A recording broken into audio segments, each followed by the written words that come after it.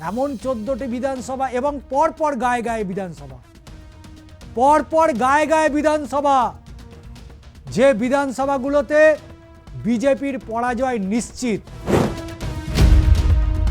বিজেপির পরাজয় কেউ ঠেকাতে পারবে না। ভাঙন শুরু হয়েছে, নদীর ভাঙন। নন্দীগ্রামে শুভেন্দুর গড় ভাঙতে শুরু করেছে।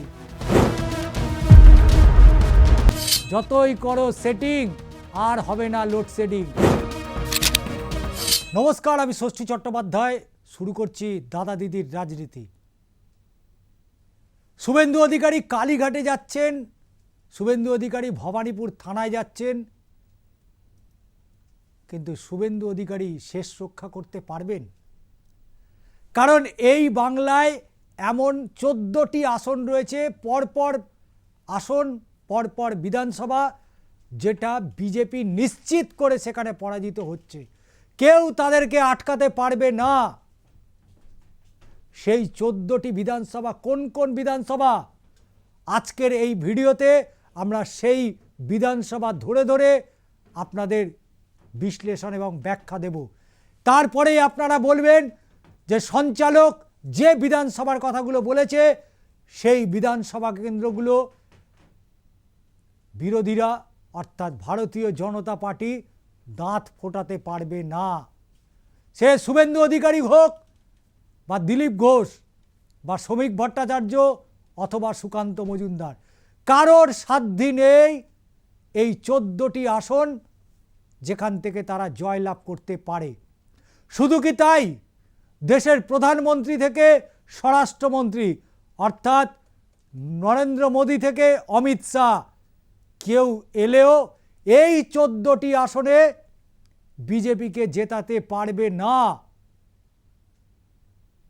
আপনারা ভাবছেন এটা আবার কি ব্যাপার? এমন 14টি বিধানসভা এবং পরপর গায়ে গায়ে বিধানসভা, পরপর গায়ে গায়ে বিধানসভা, যে বিধানসভাগুলোতে বিজেপির পরাজয় নিশ্চিত। বিজেপির পরাজয় কেউ ঠেকাতে পারবে না।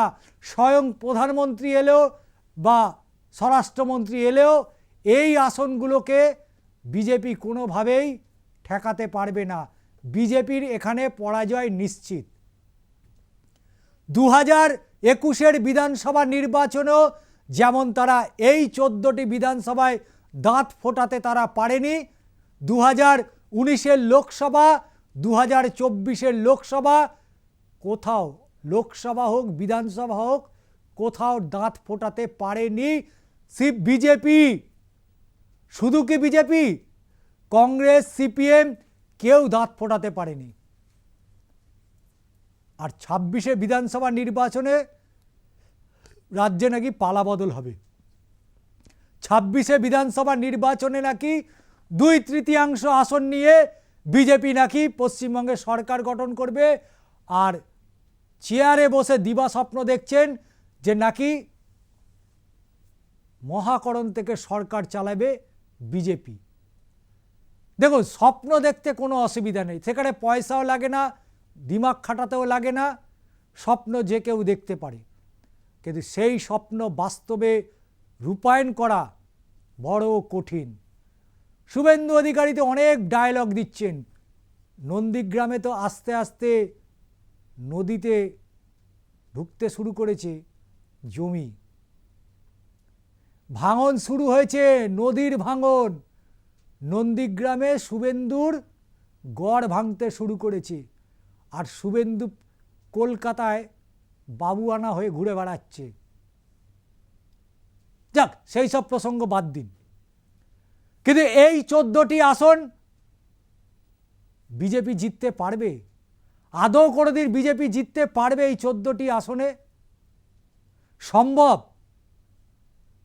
তাই বিজেপির এই 14টি আসন পরাজয় নিশ্চিত।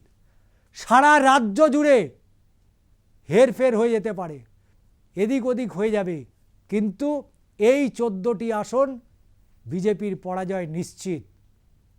কলকাতা উত্তর, কলকাতা উত্তর, কলকাতা উত্তর একেবারে কাশীপুর বেলগাছিয়া থেকে শুরু হচ্ছে। বেলেঘাটা, মানিকতলা, এন্টালি, জোড়াসাঁকো সব বিধানসভায় বিজেপির পরাজয় নিশ্চিত। বিজেপি 2016 সালেও এই উত্তর কলকাতার 7টি বিধানসভায় দাঁত ফোটাতে পারেনি। 2019-এর লোকসভা নির্বাচনে বিজেপি দাঁত ফোটাতে পারেনি। 2024-এর লোকসভা নির্বাচনে বিজেপি দাঁত ফোটাতে পারেনি। সে কত এসছে কত গেছে, কিন্তু উত্তর কলকাতার 7টি বিধানসভার একটাতেও জিততে পারেনি বিজেপি।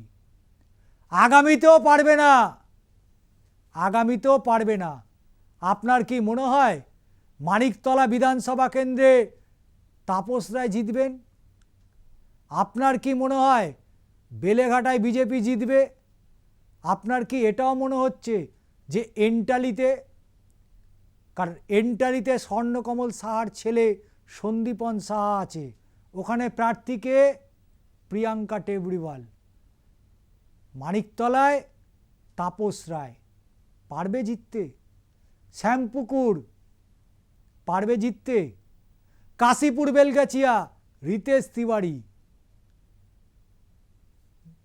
বুঝতেই পারছেন বিজেপি সব জায়গায় জিততে পারে, কিন্তু উত্তর কলকাতার এই 7টি বিধানসভা বিজেপির পক্ষে জেতা কঠিন কঠিন। উত্তর কলকাতার মানুষ বিজেপিকে একেবারেই পছন্দ করে না।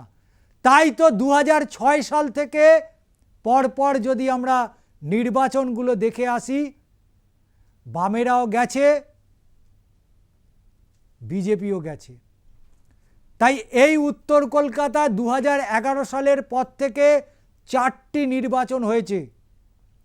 2016-র বিধানসভা নির্বাচন, 2019-এর লোকসভা নির্বাচন, 2021-এর বিধানসভা নির্বাচন, 2024-এর বিধানসভা উপনির্বাচন, 2024-এর লোকসভা নির্বাচন।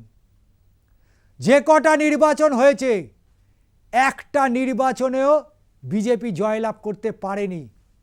এই উত্তর কলকাতায় প্রধানমন্ত্রী নরেন্দ্র মোদী যে সময় তিনি প্রধানমন্ত্রী হননি, 2014 সালের লোকসভা নির্বাচন কলকাতার বুকে একের পর এক জনসভা, কিন্তু সেই জনসভা হয়তো সারা ভারতবর্ষ জুড়ে কাজ করেছে, কিন্তু কলকাতায় বিজেপিকে কেউ পাত্তা দেয়নি।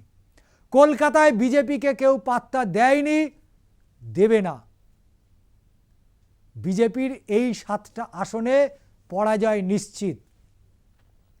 এসআইআরে উত্তর কলকাতার লোকসভা কেন্দ্র যদি আমি বলি, সেখানে 4.5 লক্ষর কাছাকাছি এসআইআরে মানুষের নাম বাদ চলে গেছে। এখানে সংখ্যালঘু এরিয়া কোনটা?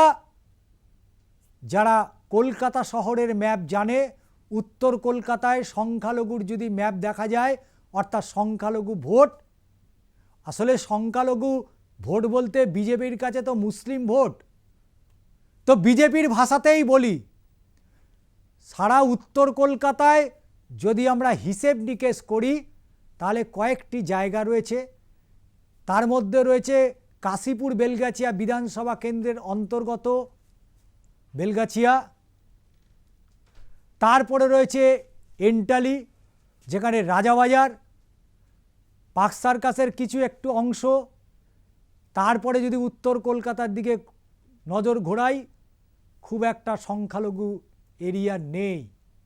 তাই উত্তর কলকাতায় বিজেপির পক্ষে দাঁত ফোটানো কঠিন নয়, তার থেকেও যদি কিছু হয় সেটা।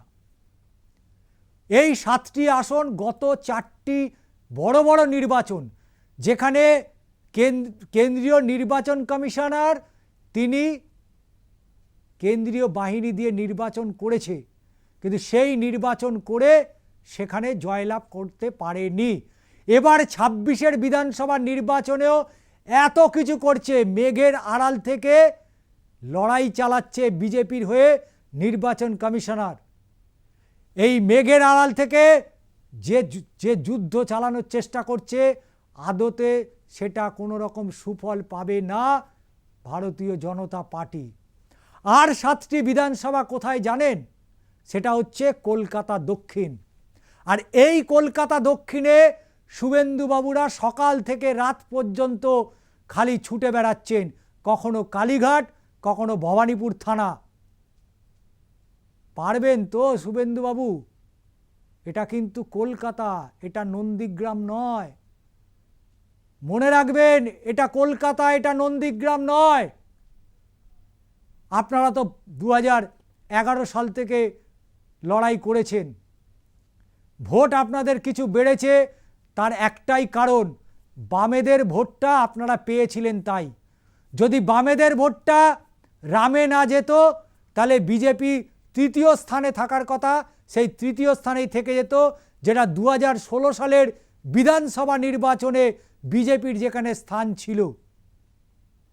বলতে বাধা নেই, এই বিজেপিকে খাল কেটে কুমিরের মতো নিয়ে এসেছিল শাসক দল তৃণমূল কংগ্রেস এই কলকাতা পুরসভার দখল করতে গিয়ে। কলকাতার লালবাড়ি তো তৃণমূল দখল করেছে, কিন্তু যে বীজ বপন করেছে তৃণমূল কংগ্রেস, সেই বীজ আজকে বেড়ে এত বড় হয়েছে। বামেরা বুঝতে শিখেছে, বামপন্থীদের মধ্যে এবার একটা অবাধ পরিবর্তন এসছে। তারা মনে করছে আর বিজেপিকে ভোট নয়, তাদের ভোট তারাই পাবে। যদি তাই হয়ে থাকে, যতই এসআইআর করুক, বিজেপিকে কোনোভাবেই জিতিয়ে আনা সম্ভব নয়। এখানে রাত দিন অমিত শাহ থেকে নরেন্দ্র মোদী পড়ে থাকুন, বিজেপিকে কলকাতার কোনো অংশ থেকে জেতাতে পারবেন না। কলকাতা দক্ষিণ 2016 সালের বিধানসভা নির্বাচন, প্রতিটা নির্বাচনে বিপুল মার্জিনে জয়লাভ করেছে তৃণমূল কংগ্রেস। 2024-এর লোকসভা নির্বাচন, কাকে না প্রার্থী আপনারা করেননি, কিন্তু জেতাতে পারেননি। 2021-এ রাজ্যে যখন একটা পরিবর্তনের হাওয়া লেগেছে, সেই পরিবর্তনের হাওয়াতে আপনারা মনে করলেন সরকারে আসবেন। মোদি বললেন আপকি বার 200 পার, 200 তো দূরস্থ, 100-র গণ্ডি পেরোতে পারেনি। আর 2026-এ আর এত লজ্জা পেয়ে গেছে, সেই লজ্জার কারণে তারা আর বলছে না যে আমরা আপকি বার 200 পার, তারা বলছে 2/3। এই 2/3 হিসেব তারা বলছে না, অর্থাৎ কতগুলো আসন পেতে পারে। মমতা বন্দ্যোপাধ্যায়ের দম আছে বলবো, অভিষেক বন্দ্যোপাধ্যায়ের দম আছে বলবো। তারা একেবারে বুক ঠুকে বলেছে 2026-এ 226টি আসন পাবে। কিন্তু আপনাদের দিল্লির বাবুরা এসে একবারের জন্য স্পষ্ট করতে পারেনি যে বিজেপি এই পশ্চিমবঙ্গে 2026-এ কটা আসন পাবে। তারা বলছে 2/3 আসন পাবে। বালিগঞ্জ থেকে জিততে পারবে, ভবানীপুর থেকে জিততে পারবে বিজেপি, রাসবিহারী থেকে জিততে পারবে, কলকাতা বন্দর থেকে বিজেপি জিততে পারবে? পারার কোনো সম্ভাবনাই নেই। আরে সংগঠন কোথায়? একটা নির্বাচনে জিততে গেলে সংগঠনের প্রয়োজন হয়। ওই মাঝে মধ্যে হঠাৎ 2-1টা ইস্যু নিয়ে বেরিয়ে পড়লাম রাস্তায়, নবান্ন অভিযান করলাম, রাস্তা অবরুদ্ধ করে ফেললাম, লালবাজার অভিযান করলাম, টিয়ার গ্যাস খেলাম, বাড়ি চলে গেলাম, সংগঠন হয়নি। আজকে নরেন্দ্র মোদীর এই লোকসভা বিধানসভা নির্বাচনের আগে ব্রিগেডে যে মানুষগুলো এসেছিল, তার মধ্যে সবাই কি রাজ্যের মানুষ? অন্য রাজ্য থেকেও আনা হয়েছিল। এ কথা আমরা বলছি না, এ কথা বলছে শাসক দল তৃণমূল কংগ্রেস। আপনারা প্রমাণ করতে পারবেন প্রধানমন্ত্রী নরেন্দ্র মোদীর ব্রিগেডের সমাবেশে সব রাজ্যের মানুষ এসেছিল? কিন্তু গ্যাস ইস্যুতে মমতা বন্দ্যোপাধ্যায়ের 24 ঘন্টার নোটিশে কলকাতা অবরুদ্ধ হয়ে পড়েছিল। যে সময় মিছিলের মুখ ডরিনা ক্রসিংয়ে পৌঁছে গেছে, আর তার ল্যাচটা কোথায় ছিল জানেন? সেই শ্যামবাজার 5 মাথা মোড়ে। আমরা সাক্ষী ছিলাম সেদিনের সেই মিছিলে। মিছিল শেষ হচ্ছে না, শুধু কালো মাথা, পায়ে পায়ে সবাই ধর্মতলার দিকে এগিয়ে চলেছে। আর নরেন্দ্র মোদী প্রধানমন্ত্রী, তার যখন বক্তৃতা শুরু হলো, সেদিনও আমরা উপস্থিত ছিলাম। যে সময় তিনি বলতে উঠলেন, মাঠ ধীরে ধীরে ফাঁকা হতে শুরু করলো। লজ্জায় পড়ে গেছে প্রধানমন্ত্রী যে এই কলকাতার বুকে, কলকাতার বিজেপি পার্টি অফিস, কলকাতার বুকে বিজেপির রাজ্য দপ্তর, সেই রাজ্য দপ্তর, সেই কলকাতায় বিজেপি কর্মী সমর্থকরা তারা মাঠ ছাড়তে শুরু করলো। একটা দুটো নয়, হাজার হাজার কর্মী সমর্থক যে সময় প্রধানমন্ত্রী বক্তব্য রাখছেন সেই সময় মাঠ ছেড়ে বেরিয়ে যাচ্ছে। এই ছবি আমাদের কাছে রয়েছে, চ্যালেঞ্জ করলে সেই ছবি আপনাদের দেখাবো। আর পাশাপাশি এই ছবিও দেখাবো যে মমতা বন্দ্যোপাধ্যায় এই গ্যাস ইস্যুতে যে মিছিল কলকাতার বুকে করেছিল, সেই মিছিলের লোকের সংখ্যা কী হয়েছিল। কলকাতার 146টা ওয়ার্ডের কর্মী সমর্থকরা শুধু এসছিল। আর ব্রিগেড ভরতে গেলে কলকাতার 146টা ওয়ার্ডের কর্মী এলেই ব্রিগেডের ময়দান ভরে যাবে। তার জন্য বিভিন্ন জেলা থেকে লোক আনার দরকার নেই মমতা ব্যানার্জিদের। তাই এই 7টা আসন কলকাতা উত্তর, অর্থাৎ কাশীপুর বেলগাছিয়া, যেখান থেকে বরানগর বিধানসভা কেন্দ্র শুরু হচ্ছে, অর্থাৎ উত্তর 24 পরগনা, সেইখান থেকে শুরু করে একেবারে দক্ষিণ কলকাতার পোর্ট পর্যন্ত যদি যতটা নজর যায়, ম্যাপে যতটা আছে, বিজেপি কোথাও দাঁত ফোটাতে পারবে না, নিশ্চিতভাবে পারবে না। কারণ বিগত নির্বাচনে তারা বারবার ফেল করেছে। পাস তো অনেক দূরের কথা, পাস তো অনেক দূরের কথা। তারা বলে বামেরা শূন্য, আমি তো বলবো কলকাতা উত্তর দক্ষিণে বিজেপি শূন্য। আর এই শূন্য কাটাতে গেলে অনেক কাল ঘাম ছোটাতে হবে। শুধু এইরকম একদম অতিথির মতো এলাম, আমি প্রার্থী হয়েছি, আমি দাঁড়িয়ে পড়লাম, আমার কোনো সংগঠন নেই, আমার বুথে বসার লোক নেই, মিছিল করার লোক নেই, যখনই মিছিল হবে তখন এপাশ থেকে ওপাশ থেকে নিয়ে আসবেন। তাই 2026-এর এই বিধানসভা নির্বাচনে বাংলার যেখান থেকে যেভাবে জিতুক, কলকাতার উত্তর দক্ষিণ এই দুটো লোকসভা কেন্দ্র থেকে বিজেপি যে একটি আসনও পাচ্ছে না, তার প্রিভিয়াস, তার পুরনোর যা রেজাল্ট, সেই রেজাল্ট বারবার প্রমাণ করে দিচ্ছে। যতই তাপস রায় দাঁড়াক, যতই প্রিয়াঙ্কা টেবরিওয়াল দাঁড়াক বা যেই দাঁড়াক, উত্তর কলকাতা দক্ষিণ কলকাতা থেকে জেতাটা কঠিন কঠিন কঠিন। শুভেন্দু অধিকারী, আপনি নন্দীগ্রাম বাঁচান।